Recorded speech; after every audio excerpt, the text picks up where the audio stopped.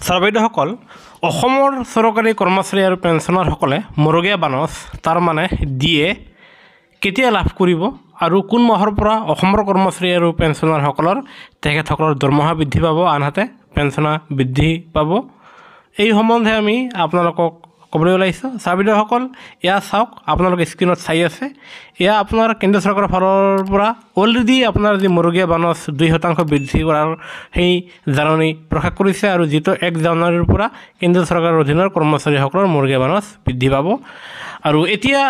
কথাটো হ'ল যে অসম চৰকাৰৰ অধীনৰ কৰ্মচাৰীসকলে আৰু পেঞ্চনাৰসকলে এই মৰগীয়া বানচৰ সুবিধা কেতিয়া লাভ কৰিব ছাৰবাইদেউসকল আপোনালোকে জানে যে এই চলিত এপ্ৰিল মাহৰ পৰা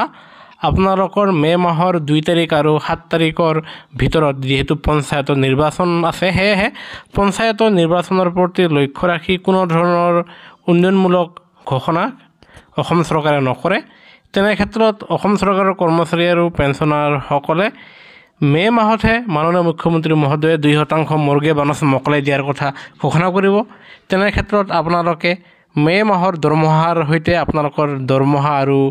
পেঞ্চন বৃদ্ধি হ'ব আৰু আপোনালোকে দৰমহা আৰু পেঞ্চন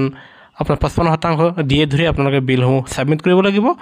আনহাতে আপোনালোকে 4 মাহৰ এৰিয়াৰ লাভ কৰিব সেয়া হ'ল জানুৱাৰী ফেব্ৰুৱাৰী মাৰ্চ আৰু এপ্ৰিল এই 4 মাহৰ এৰিয়াৰ লাভ কৰিব আনহাতে পেঞ্চন আৰু দৰমহা 2% দিয়ে বৰাই 55% দিয়ে ধৰি আপোনালোকে বিলসমূহ বনাই বিভাগীয় কৰ্তৃপক্ষক জমা দিয়াৰ ফলত আপোনালোকৰ মে মাহতহে দৰমহা আৰু পেঞ্চন বৃদ্ধি পাব